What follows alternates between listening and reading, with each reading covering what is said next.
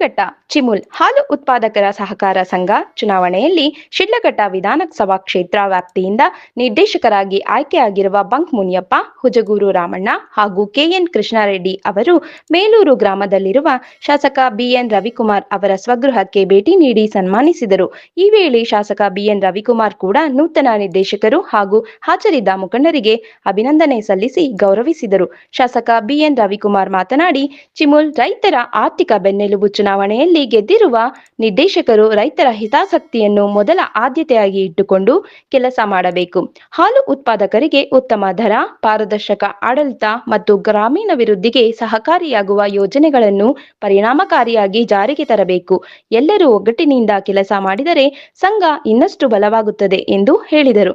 ಈ ಸಂದರ್ಭದಲ್ಲಿ ನೂತನ ನಿರ್ದೇಶಕ K N Krishnareddy, Nandanavana Sriramareddy, R T Prasad Reddy, Manjunath, Salamakalahalli Manjunath, Balareddyhalli Krishnareddy, Korlaparthi Shivanna, Enigadele Chinnappareddy, M P Ramareddy, Venkataramanappa, Shivareddy, Chinnappayya, Lingareddy, Rajanna, Kencharlahalli Venkatesh ಸೇರಿದಂತೆ ಚಿಲಕಲನೇರ್ಪು ಹೋಬಳಿಯ ಮುಖಂಡರು ಮತ್ತು ಕಾರ್ಯಕರ್ತರು ಉಪಸ್ಥಿತರಿದ್ದರು.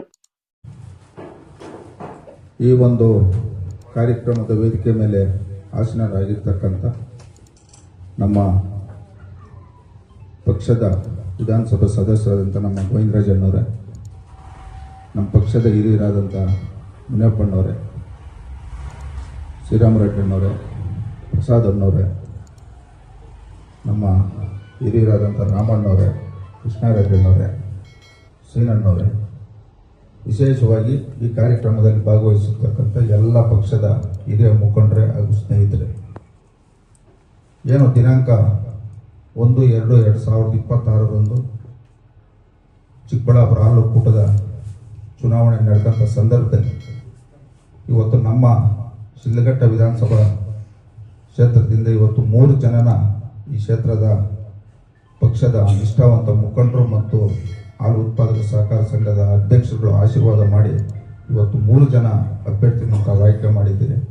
ಈ ಒಂದು ಸಂದರ್ಭದಲ್ಲಿ ಪಕ್ಷದ ಎಲ್ಲ ಮುಖಂಡರಿಗೂ, ವಿಶೇಷವಾಗಿ ಹಾಲು ಉತ್ಪಾದಕ ಸಹಕಾರ ಸಂಘದ ಅಧ್ಯಕ್ಷರು ಮತ್ತು ಡೆಲಿಗೇಟ್ಸ್ಗೂ ನಾನು ನನ್ನ ಪಕ್ಷದ ವತಿಯಿಂದ ಹಾಗೂ ನನ್ನ ವೈಯಕ್ತಿಕವಾಗಿ ಮೊದಲನೇದಾಗಿ ಅವರೆಲ್ಲರಿಗೂ ನಾನು ಧನ್ಯವಾದಗಳನ್ನು ಹೇಳಕ್ಕೆ ಬಯಸ್ತಾ ಇದ್ದೀನಿ. ಇವತ್ತು ಎಲ್ಲ ನಮ್ಮ ಮುಖಂಡರು ಮಾತಾಡಿದರು ಈ ಚುನಾವಣೆ ಬಗ್ಗೆ, ನಮ್ಮ ಇದ್ರ ಬಗ್ಗೆ ಎಲ್ಲ. ಇವತ್ತು ನಮ್ಮ ಗುರಿ ಇರ್ತಕ್ಕಂಥದ್ದು ಏನು ಈ ಕ್ಷೇತ್ರದಲ್ಲಿ ನಮ್ಮ ಪಕ್ಷದ ನಿಷ್ಠಾವಂತ ಮುಖಂಡರು, ನಮ್ಮ ಸ್ನೇಹಿತರು, ಸ್ವಾಭಿಮಾನ ಮತದಾರರು 2023 ವಿಧಾನಸಭಾ ಚುನಾವಣೆಯಲ್ಲಿ ಈ ಕ್ಷೇತ್ರದ ಶಾಸಕನಾಗಿ ನನ್ನ ಆಯ್ಕೆ ಮಾಡಿದ್ದಾರೆ. ನಾನು ಅಧಿಕಾರ ಅವಧಿಯಲ್ಲಿ ಅವ್ರಿಗೆ ಯಾರಿಗೂ ಮನಸ್ಸು ನೋವಾಗೋ ರೀತಿಯಲ್ಲಿ ನಾನು ನಡ್ಕೊಳ್ಳಲ್ಲ. ಈ ಪಕ್ಷಕ್ಕೆ ಎಲ್ಲಿ ಹಿನ್ನಡೆ ಆಗೋಕ್ಕೆ ನಾನು ಬಿಡಲ್ಲ ಅಂತ ಈ ಸಂದರ್ಭದಲ್ಲಿ ನಮ್ಮ ಗಮನದಲ್ಲಿ. ಇವತ್ತು ನಮ್ಮ ಮುಂದೆ ಇರತಕ್ಕಂಥ ಒಂದು ಸಂಕಲ್ಪ, ಗುರಿ 2028ಕ್ಕೆ ಈ ರಾಜ್ಯದಲ್ಲಿ NDA ಸರ್ಕಾರ ತರಬೇಕು, ಮತ್ತೆ ಕುಮಾರಣ್ಣವ್ರನ್ನ ಈ ರಾಜ್ಯದಲ್ಲಿ ಮುಖ್ಯಮಂತ್ರಿ ಮಾಡಬೇಕನ್ನೋ ಒಂದೇ ಒಂದು ಸಂಕಲ್ಪವನ್ನು ಇವತ್ತು ನಮ್ಮ ಗಮನದಲ್ಲಿ ಇಟ್ಕೊಂಡು ನಾವು ರಾಜಕಾರಣ ಮಾಡ್ತಾ ಇದ್ದೀವಿ. ಇವತ್ತು ನಮ್ಮ ಶಿಡ್ಲಘಟ್ಟ ವಿಧಾನಸಭಾ ಕ್ಷೇತ್ರದ JDS ಪಕ್ಷ ಇವತ್ತು ಇಡೀ ರಾಜ್ಯದಲ್ಲಿ 224 ಕ್ಷೇತ್ರಗಳಲ್ಲಿ ಅತಿ ಹೆಚ್ಚಿನ ಬಲಿಷ್ಠವಾಗಿರ್ತಕ್ಕಂಥ ಕ್ಷೇತ್ರ ಅದು ಶಿಡ್ಲಘಟ್ಟ ವಿಧಾನಸಭಾ ಕ್ಷೇತ್ರ. ರಾಜಕಾರಣ ಅನ್ನೋಂಥದ್ದು ಒಂದು ನಿಷ್ಠೆ, ಎರಡನೇದು ನಂಬಿಕೆ. ಈ ನಿಷ್ಠೆ ನಂಬಿಕೆ ಇದ್ದರೆ ನಾವು ಯಾರನ್ನು ಬೇಕಾದ್ರೂ ಚುನಾವಣೆಗಳಲ್ಲಿ ಎದುರಿಸ್ತಕ್ಕಂಥ ಶಕ್ತಿ ಆ ಪಕ್ಷಕ್ಕೆ ಇರ್ತದೆ. ಇದಕ್ಕೆ ಉದಾಹರಣೆ ಶಿಡ್ಲಘಟ್ಟ ವಿಧಾನಸಭಾ ಕ್ಷೇತ್ರ JDS ಪಕ್ಷದ ಮುಖಂಡರು, ನಮ್ಮ ಸ್ನೇಹಿತರು ಒಂದು ಶಕ್ತಿ ಅಂತ ನಾನು ಈ ಸಂದರ್ಭ ತಮ್ಮ ಗಮನಕ್ಕೆ ತರಕ್ಕೆ ಬಯಸ್ತೇನೆ. ಇವತ್ತು ನಾವು ಈ ಕ್ಷೇತ್ರದಲ್ಲಿ ಸುಮಾರು 24ನೇ ವರ್ಷ ನಾನು ಇವತ್ತು ರಾಜಕಾರಣ ಬಂತು. ನಮ್ಮ ಗುರಿ ಇರ್ತಕ್ಕಂಥದ್ದು ಈ ದೇಶದ ಮಾಜಿ ಪ್ರಧಾನಮಂತ್ರಿಗಳು ದೇವೇಗೌಡರು 1996ರಲ್ಲಿ ಈ ದೇಶದ ಪ್ರಧಾನಮಂತ್ರಿ ಆದಂಥ ಸಂದರ್ಭದಲ್ಲಿ ನಾವು ಅವತ್ತು ನಮ್ಮ ಕರ್ನಾಟಕ ರಾಜ್ಯದ ಒಬ್ಬ ರೈತನ ಮಗ ಈ ದೇಶದ ಪ್ರಧಾನಮಂತ್ರಿ ಆಗಿದ್ದಾರೆ, ರೈತರ ಪರವಾಗಿದ್ದಾರೆ, ನಾವು ಇವ್ನ ಕೈ ಜೋಡಿಸ್ಬೇಕು, ಇವ್ರ ಜೊತೆಯಲ್ಲಿ ಇರಬೇಕು, ಪಕ್ಷ ಕಟ್ಟಬೇಕಂತ ನಾವು ಹೊರಟಿರೋದು. ನಾವು ಅಧಿಕಾರಕ್ಕಾಗ್ಬೋದು ಇಲ್ಲ ರಾಜಕಾರಣದಲ್ಲಿ ದುಡ್ಡು ಮಾಡಬೇಕಾಗ್ಬೋದು, ನಾವು ರಾಜಕಾರಣಕ್ಕೆ ಬಂದಿರೋರಲ್ಲ. ಇವತ್ತು ನಮ್ಮ ಚಿಕ್ಕಬಳ್ಳಾಪುರ, ಕೋಲಾರ ಈ ಎರಡೂ ಜಿಲ್ಲೆಯಲ್ಲಿ ಮುಂದೆ 11 ವಿಧಾನಸಭಾ ಕ್ಷೇತ್ರಗಳಲ್ಲಿ ಕನಿಷ್ಠ 7ರಿಂದ 8 ಸೀಟು NDA ಅಭ್ಯರ್ಥಿಗಳು ಗೆಲ್ಲಿಸ್ಬೇಕು ಅನ್ನೋಂಥದ್ದೇ ಇವತ್ತು ನಮ್ಮ ಮುಂದೆ ಇರತಕ್ಕಂಥ ಒಂದು ಗುರಿ ಅಂತ ಇವತ್ತು ನಮ್ಮ ಕ್ಷೇತ್ರದಿಂದ 3 ಜನ ಅಭ್ಯರ್ಥಿಗಳು ತಾವು ಆಯ್ಕೆ ಮಾಡಿದ್ದೀರಿ. ಮುಂದೆ ಗ್ರಾಮ ಪಂಚಾಯತಿ ಚುನಾವಣೆಗಳು, ಅದಾದಮೇಲೆ ತಾಲೂಕ್ ಪಂಚಾಯತಿ, ಜಿಲ್ಲಾ ಪಂಚಾಯತಿ ಚುನಾವಣೆಗಳು ಬರ್ತದೆ. ಇವೆಲ್ಲ ತಾವು ತಮ್ಮ ವ್ಯಾಪ್ತಿಗಳಲ್ಲಿ ಪಕ್ಷದ ಅಭ್ಯರ್ಥಿಗಳು ಗೆಲ್ಲಿಸಿದಂಥ ಸಂದರ್ಭದಲ್ಲಿ ಮುಂದೆ ಬರ್ತಕ್ಕಂಥ ದೊಡ್ಡ ಚುನಾವಣೆಗಳಿಗೆ ಅನುಕೂಲ ಆಗ್ತದೆ ಅಂತ ಈ ಸಂದರ್ಭದಲ್ಲಿ ಹೇಳ್ತಾ, ತಮ್ದು ಯಾರು ಏನೇ ಕೆಲಸ ಇದೆ ಪ್ರತಿನಿತ್ಯ ನಾನು ಬೆಳಿಗ್ಗೆ 9:30 ಯಾರು ಬಂದರೂ ನಾನು ಅವ್ರಿಗೆ ಭೇಟಿ ಆಗ್ತಕ್ಕಂಥದ್ದು ನಿರಂತರವಾಗಿ ನಡೆಸ್ಕೊಂಡು ಬರ್ತಾ ಇದ್ದೀರಿ. ಇವತ್ತು ನಮ್ಮ ಗೋವಿಂದರಾಜಣ್ಣವರು ಈ ಪೇಷಂಟ್ಗೆ ಗ್ಲೂಕೋಸ್ ಎಷ್ಟು ಮುಖ್ಯನೋ ನಮ್ಮ JDS ಪಕ್ಷಕ್ಕೆ ಅವರು ಅಷ್ಟು ಮುಖ್ಯ. ನಾಳೆ ಚುನಾವಣೆ ಇದ್ರೆ ಇವತ್ತು ಫೋನ್ ಮಾಡ್ತೀನಿ, ನಾನು ದುಡ್ಡು ಕಳಿಸ್ಬೇಕು ನೀವು ಅಂತ. ಯಾವತ್ತೂ ಇಲ್ಲ ಅಂದಿಲ್ಲ. ನನ್ನ ಚುನಾವಣೆಗೂ 5 ಕೋಟಿ ಕೊಟ್ಟಿದ್ದು, ಪ್ರತಿ ಚುನಾವಣೆಯಲ್ಲೂ ಕೊಡ್ತಿದ್ರು, ಈ ಚುನಾವಣೆಗೂ ಕೊಟ್ಟಿದ್ರು. ಒಂದಿನ ಕೇಳಿದ್ದೆ, ಒಬ್ಬ ರಾಜ್ಯ ಕಳಿಸಿದ್ರು, ಇವರು ನಮ್ಮ ಪಕ್ಷಕ್ಕೆ ಗ್ಲೂಕೋಸ್ ಇದೆ, ಈ ಪಕ್ಷಕ್ಕೆ ಗ್ಲೂಕೋಸ್ ನಾವು ಇಂಥವ್ರನ್ನ ಸದುಪಯೋಗ ಪಡಿಸ್ಕೊಳ್ಬೇಕು. ಇವತ್ತು ನಮ್ಮ ಗೋವಿಂದರಾಜಣ್ಣವರು ಲೋಕ ಕಲ್ಯಾಣ ಅಂದರು, ಅದು ಲೋಕ ಕಲ್ಯಾಣ ಕಾರ್ಯಕ್ರಮ ಆದರೂ ಸಹ ಮುಖ್ಯವಾಗಿರ್ತಕ್ಕಂಥದ್ದು ಅದು JDS ಒಳ್ಳೆಯದಾಗಲಿ ಅನ್ನೋ ಒಂದು ಕಾರ್ಯಕ್ರಮ ಮಾಡ್ತಾ ಇದ್ದಾರೆ. ಅವ್ರದ್ದು ಇನ್ನು ಅವಧಿ ಇನ್ನು 5 ತಿಂಗಳೈತೆ ಅವ್ರದ್ದು ಅವಧಿ. ಆದರೆ ನಿರಂತರವಾಗಿ ನಾವು ಪ್ರಯತ್ನ ಮಾಡ್ತೀರಿ. ಅವ್ರ ಅಧಿಕಾರದಲ್ಲಿ ಮಡಗಂಥ ಪ್ರಯತ್ನ ನಮ್ಮ ವರಿಷ್ಠರಿಗೆ ಹೇಳಿ ಮುಂದೆ ನಾವು ಮುಂದುವರಿಸ್ತಕ್ಕಂಥ ಕೆಲಸ ನಾವು ಮಾಡ್ತೀರಿ ಅಂತ ಈ ಸಂದರ್ಭದಲ್ಲಿ ಹೇಳ್ತಾ, ಈ ಕಾರ್ಯಕ್ರಮದಲ್ಲಿ ತಾವೆಲ್ಲರೂ ಭಾಗವಹಿಸಿ ಅಚ್ಚುಕಟ್ಟಾಗಿ ನೆರವೇರಿಸಿಕೊಟ್ಟಂತ ಎಲ್ಲರೂ ಹೊಂದಿಸ್ತಾ ನಾನು ಮಾತನ್ನು ಮುಗಿಸ್ತಾ ಇದ್ದೀನಿ. ಮಾಡಿದ್ರು ಸಹ ಜನ ತಿರಸ್ಕರಿಸಿ ನಮ್ಮ ಅಭ್ಯರ್ಥಿಗಳನ್ನು ಗೆಲ್ಲಿಸೋದ್ರಲ್ಲಿ ನೀವೆಲ್ಲರೂ ಶ್ರಮವಹಿಸಿ ಗೆಲ್ಲಿಸಿದ್ರಿ. ಬಂಧುಗಳೇ,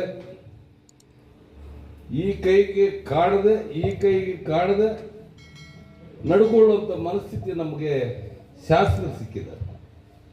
ಯಾರಿಗೇನು ಮಾಡ್ತಾರೋ, ಯಾರಿಗೇನು ಇದಾಗ್ತದೋ ಅವ್ರ ಮನೆಯಲ್ಲೂ ಯಾರಿಗೂ ಗೊತ್ತಾಗಲ್ಲ ಅಂತ ಒಬ್ಬ ಒಳ್ಳೆ ಶಾಸಕರು ಸಿಕ್ಕಿದ್ದಾರೆ. ನಾನು ಹೆಚ್ಚು ಮಾತಾಡಲ್ಲ. ನಿಮಗೆ ಈ ಸಂದರ್ಭದಲ್ಲಿ ಮತದಾನವನ್ನು ಮಾಡಿ ಕೃಷ್ಣಾರೆಡ್ಡಿ ಹಾಗೂ ಬಂಕಮುನಿಯಪ್ಪನವರು, ರಾಮಣ್ಣವ್ರಿಗೆ ಗೆಲುವು ಕಾರಣಕರ್ತರಾಗಿರ್ತಕ್ಕಂಥ ಎಲ್ಲರಿಗೂ ನನ್ನ ಅನಂತ ವಂದನೆಗಳನ್ನು ಅರ್ಪಿಸಿ ಇನ್ನೊಂದು 4 ಮಾತುಗಳನ್ನು ಮಾತ್ರ ಹೇಳಲಿಕ್ಕೆ ಇಚ್ಛೆ ಪಡ್ತೀನಿ. ಚುನಾವಣೆ ನಡೆಸುವಷ್ಟು ಶಕ್ತಿಯೂ ಇಲ್ಲ. ಇವತ್ತು ಪರಿಸ್ಥಿತಿ ಹಂಗಾಗಿರೋದ್ರಿಂದ ಈ ಚುನಾವಣೆ ನಡೀತವೋ ಹೋಗ್ತವೋ, ಅಕಸ್ಮಾತ್ ಬಂದರೆ ಇವತ್ತು NDA ಕೂಟ ಜವಾಬ್ದಾರಿಯುತವಾಗಿ ಕೆಲಸ ಮಾಡಿದ್ರೆ ಇಡೀ ರಾಜ್ಯದಲ್ಲಿ ನಮ್ಮ ರಮಣ್ಣವರು ತಗೊಂಡಷ್ಟು ಜವಾಬ್ದಾರಿ ಇಡೀ ಜಿಲ್ಲೆಯಲ್ಲಿ ತಗೊಂಡಿದ್ದಾರೆ. ಇವತ್ತು ಸಿಮುನ್ ಬರೋದ್ರ ಜೊತೆಗೆ ಮುಂದಿನ ಚುನಾವಣೆಗಳಿಗೂ ಅಷ್ಟೇ ಸುಲಭ ಆಗುತ್ತೆ.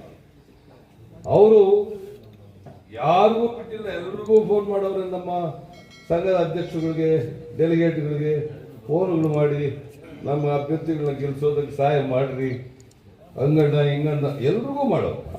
ಯಾವ್ದು ಡೌಟ್ ಇದೆ ಅಂತ ಹೇಳ್ತೀವಿ ಅಂಥದ್ದಕ್ಕೆಲ್ಲ ಮಾಡಿ ಈ ಒಂದು ಅಭ್ಯರ್ಥಿ ಗೆಲ್ಲಲಿಕ್ಕೆ ಕಾರಣಕರ್ತರಾಗಿದ್ದಾರೆ.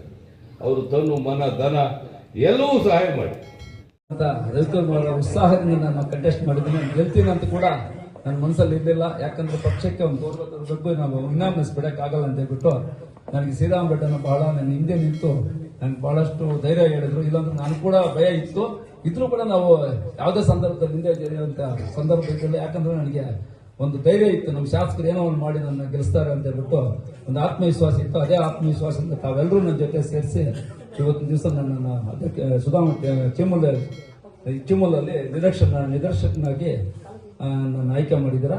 ಈಗ ಈ ಸಭೆಯಲ್ಲಿ ಸೇರಿರ್ತಕ್ಕಂಥ ಈ ವೇದಿಕೆಯಲ್ಲಿ ಹೊಸದಾಗಿ ನಮ್ಮ ಜೊತೆಗಂದ್ರೆ ಮತ್ತೆ ನಮ್ಮ ಹಿರಿಯರಾದ ಬಂಕಣ್ಣಪ್ಪಣ್ಣವರು ಮತ್ತೆ ಉಜ್ಗೂರು ರಾಮಣ್ಣವರು ನಮ್ಮ ಜೊತೆಗೆ ಆಯ್ಕೆಯಾಗಿದ್ದಾರೆ.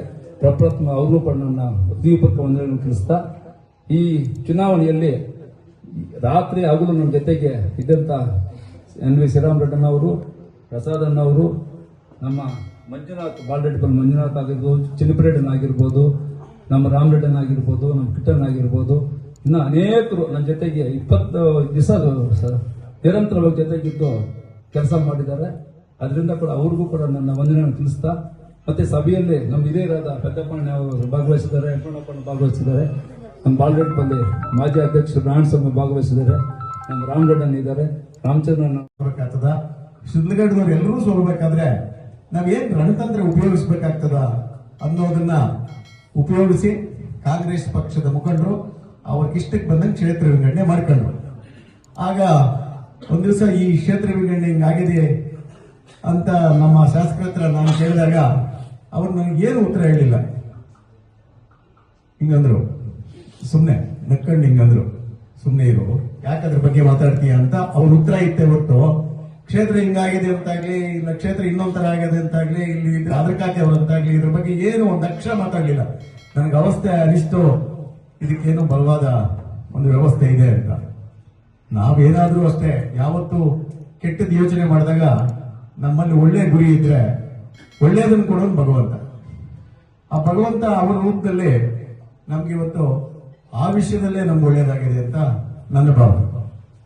ಇವತ್ತು ನಾವು ಗೆಲ್ಲಬೇಕಾದ್ರೆ ನಮ್ಮ ಶಾಸಕರು ಯಾವ ರೀತಿ ಚುನಾವಣೆಯನ್ನ ರೂಪಿಸಿದ್ರು, ಯಾವ ರೀತಿ ಅದಕ್ಕೆ ಒಂದು ಬಲವಾದ ವ್ಯವಸ್ಥೆ ಮಾಡಿದ್ರು, ಇವತ್ತು ಗೆಲ್ಲಬೇಕಾದ್ರೆ ಏನ್ ಮಾಡಬೇಕು ಅನ್ನೋದನ್ನ ಅವರು ಒಬ್ಬರು ಬಿಟ್ರೆ ಬೇರೆ ಯಾರಿಗೂ, ಅಥವಾ ಅವ್ರ ಜೊತೆಯಲ್ಲಿ ಯಾರ್ಯಾರು ಏನ್ ಕೆಲಸ ಮಾಡ್ಬೇಕು ಅನ್ನೋದನ್ನ ಯಾವ ರೀತಿ ನಿರ್ವಹಿಸಿದ್ರು ಅಂದ್ರೆ ನನ್ಗೊಂದು ಮಾತು ಹೇಳಿದ್ರು, ನೋಡೋಣ ನೀನು ಅವ್ರನ್ನ ಇವ್ರನ್ನ ಇನ್ನೊಂದು ನೆಂಟಸ್ತನ ಅಣ್ಣನ ತಮ್ಮನ್ನ ಇವ್ರು ಯಾರನ್ನೂ ನಿಂಗೆ ಅವಶ್ಯಕತೆ ಇಲ್ಲ, ಕರ್ಕೊಂಬರಕ್ ಹೋಗ್ಬೇಡ. ನಾನೇನ್ ಹೇಳ್ತೀನಿ ಮಾಡ್ತೀವಿ ಅಂತ ಸಂದರ್ಭ ಏನು ಇಷ್ಟೊತ್ತು ನಮ್ಮ ಮುಖಂಡರಲ್ಲೇ ಹೇಳಿದ್ರು. ನಿಜವಾಗಿ ಈ ಎಲೆಕ್ಷನ್ ಬಗ್ಗೆ ನಾನು ಏನು ಎಲೆಕ್ಷನ್ ಹೋಗ್ಬೇಕು ಏನಪ್ಪ ಆ ಸೊಸೈಟಿ ಹಿಂಗೆ ಇವ್ರು ಹಿಂಗೆ ಅಂದಾಗ ನೀನು ಸುಮ್ಮನೆ ಕೈ ಮುಟ್ಕೊಂಡು ಬರ್ಬೇಕು, ನಿಮ್ಗೆ ಯಾಕೆ ಅಂತಂದ್ರೆ ಬಹುಶಃ ಇವತ್ತು ಒಳ್ಳೆಯ ಹೆಸರು ಇಡೀ ರಾಜ್ಯದಲ್ಲಿ ಏನಂತ ಅಂದ್ರೆ ರವೀಣ್ಣ ನೋಡಪ್ಪ ಯಾವುದೇ ಎಲೆಕ್ಷನ್ ಅಲ್ಲಿ ಅವ್ರು ಮನಸ್ಸು ಮಾಡಿದ್ರೆ ಎಲ್ಲರೂ ಗೆಲ್ಲಿಸ್ಕೊಂಡ್ ಬರ್ತಾರೆ ಅಂತ. ಅದೇ ತರ ಇವತ್ತು ತಾವೆಲ್ಲ ಮತಗಳು ಕೊಟ್ಟು ಅವರ ಗೌರವ ಉಳಿಸಿದ್ರಿ. ಇದು ನಮಗಲ್ಲ, ನಮ್ಮ ಶಾಸಕ ಗೌರವ ಉಳಿಸಿದ್ರಿ. ಅದಕ್ಕೆ ನಿಮ್ಗೆ ಮೊದಲನೇ ನಾನು ಧನ್ಯವಾದಗಳು ಹೇಳ್ತಾ ಇದ್ದೀನಿ. ಮುಂದೆ ಯಾವುದೇ ಅಭಿವೃದ್ಧಿ ಈ ಚಿಲಕಲ್ಲೇಪು ಒಬ್ಬರಿಗೆ ಈಗಾಗಲೇ ಏನು ಕೆಲಸ ಕಾರ್ಯಗಳು ನಡೀತಾ ಇದೆ, ನಾವೇನಾದ್ರೂ ಈ ಕಡೆ ಕಸ್ಬಾ ಜಂಪಡಿಗೆ ನೋಡೋಣ, ಫಸ್ಟ್ ಚಿಲಕಲ್ಲೇಪು ಹೋಗ್ಲಿ, ಅಲ್ಲಿ ಎಲ್ಲ ಅಭಿವೃದ್ಧಿ ಕೆಲಸ ಆದ್ಮೇಲೆ ನೀವು ಕೇಳಬೇಕು. ಯಾಕಂದ್ರೆ ಮೊದಲು ಅದು ಅಂತ ಅದೇ ತರ ಆ ಗೌರವನು ಕೂಡ ನೀವು ಉಳಿಸಿದೆ. ನಮ್ಮೊಬ್ಬಳಿಗೆ ಎಷ್ಟು ಅಭಿವೃದ್ಧಿ ಮಾಡಿದೆ ಅಂತ ನೀವೆಲ್ಲ ತಿಳ್ಕೊಂಡು ಇವತ್ತು ಆ ಗೌರವ ಉಳಿಸ್ಕೊಟ್ಟಿದ್ದಕ್ಕೆ ನಿಮಗೆ ಮತ್ತೊಂದು ಸರಿ ಧನ್ಯವಾದ ಹೇಳ್ತಾ ಎರಡು ಮಾತನ್ನು ಶಾಸಕರಿಗೆ ಅಗೌರವ ತರುವಂತ ಕೆಲಸ ಮಾಡುವಂತ ಸಭೆಯಲ್ಲಿ ನಾನು ಪ್ರಮಾಣ ಮಾಡಿ ಹೇಳ್ತಾ ಇದ್ದೀನಿ. ಅವ್ರು ಮಾರ್ಗದರ್ಶನ ಬಿಟ್ಟು ನಾವೇನು ಬೇರೆ ಒಂದು ಮಾಡೋದು. ಮತ್ತೆ ನನ್ನನ್ನ ನಮ್ಮ ಭಾಗದ ಡೈರಿಗಳಾಗಲಿ, ನನ್ನ ಓಟ್ ಹಾಕಿದ್ದ ಮತದಾರರಾಗಲಿ, ಯಾವುದೇ ವಿಚಾರ ಡೈರಿ ವಿಚಾರ ಬಂದಾಗ ನಾನು ಸಂಪರ್ಕಿಸಬಹುದು, ನಾನು ಅದಕ್ಕೆ ಸ್ಪಂದಿಸ್ತೀನಿ. ಯಾಕಂದ್ರೆ ನನಗೂ ಹೊಸದಾಗಿದೆ, ತಿಳ್ಕೊಂಡು ಎಲ್ಲದಕ್ಕೂ ಸ್ಪಂದಿಸಲು ನಾನು ಸಿದ್ಧವಾಗಿದ್ದೀನಿ ಅಂತ ಹೇಳ್ಬಿಟ್ಟು ನಾನು ಮಾತಾಡ್ತಾ ಇದ್ದೀನಿ.